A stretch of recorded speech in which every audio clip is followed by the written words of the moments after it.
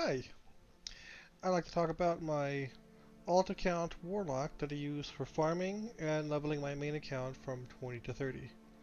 I will go through various aspects of the build and discuss decisions I made along the way and changes I made with the Epic Destiny system and just overall what this build does. I'll show some gear here so people can see that. There's several ways you can gear the Warlock. This is a fire or a Warlock. You can go about this different packs. All the packs are good. You can use them all, it's fine. I've just chosen this because it's simple, easy, brain dead to play. Very comfortable. Plays very comfortable with the 4. I just cleared Slavers Part 1 at 4. Did Sharn Welcome at 4. Very, very easy. So we've gone into Aligned Spirit, to the Capstone. This is a very conventional old school build. We take Tainted Scholar just for the debuff. A little bit of Vistani for deflect arrows. And then making sure to have Underdark for our primary, changing our damage. And then also Penetrating Blast. This is mainly for Iron Golems. So I dug into primarily into Exalted Angel, picking up various pieces to increase light damage, amplification, and whatnot. The healing from the aura, or from the stance, if you will, does quite a bit. That 900 number, 803, so it does quite a bit of healing with not a ton of spell power behind it. With about 470 spell power behind it. Not a lot. There's several maneuvers that are quite good. The Sun Pillar I chose because it's light. They have more light damage, light spell power than fire. I also take the upgrade that makes this trip, which is quite nice on single targets. I also took the Stand and Be Judged and the upgrade. This stuns Reapers. It stuns a lot of things, basically everything. I went up all the way to tier 5 for the Holy Fireballs, quite potent. The DCs, standard. I was not impressed with Ascendance. It doesn't heal for very much, damage isn't very much, and I have a lot of points I needed to spend elsewhere. If you have additional points, you can feel free to pick those up. This character does not have much in the way of past lives. It's 34 points. Past lives are pretty minimal. It has... Oh, hey, that's the wrong one. Let's look at the correct one. It has a Wizard past life and a Morning Lord past life. That's it.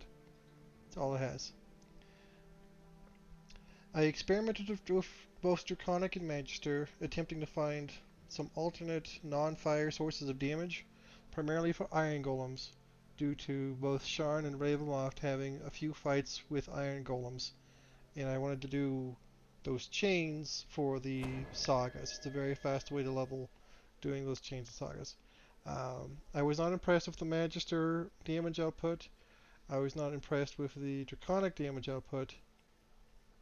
I did keep a little bit of Draconic for the no-fail Fortitude saves to help with Disintegrate. Something that has delivered a lot of value has been Primal. Primal delivers value in the form of having not only the Epic Strike, but an additional spell, Reborn in Fire, that does a significant amount of damage and healing. But the fire in Primal is just really, really good. And then I also take the upgrades for the Epic Strike to, for a lesser extent, to give the spell point reduction. More so to get this 25 uncapped dodge. This does work. So this is like a mini meld upon engage. So not only do you engage and potentially lower your spell point cost, but you also get meld for long enough to land your CC in the case of packs that spawn on you instantly. Or as you're jumping into a pack where most of the enemies have been either webbed, held, frozen, frozen with terror, etc.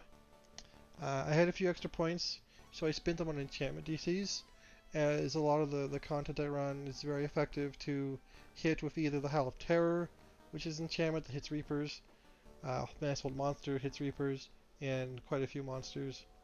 Then I have something for Fortitude saves, and then the Tentacles also CCs most things, Webs and Sleep Storm.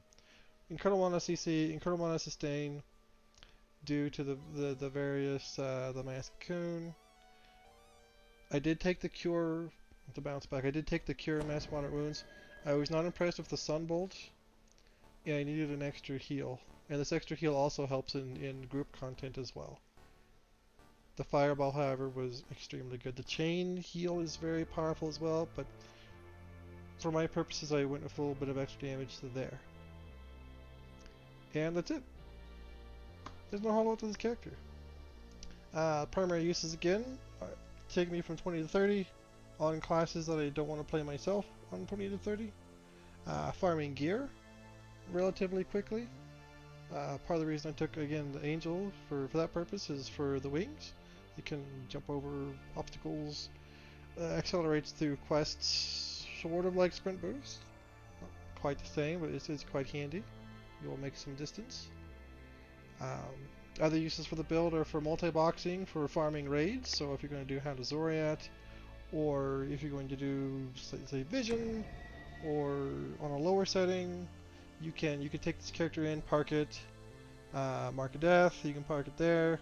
There's a lot of places where you can park this character, and it will live and take care of business with very minimal clicking off to your other monitor, or your other computer, or however you have your dual box set up. So the characters proved very useful in that regard. It took minimal investment. You can run the same gear set and the same overall concept on a Sorc or Bard platform. Or same gear on a Sorc platform, same concept on a Bard platform, and have pretty good results. Anyhow, there's my Warlock. I'll post a file for it. The Matron Planner has been updated. And thank you.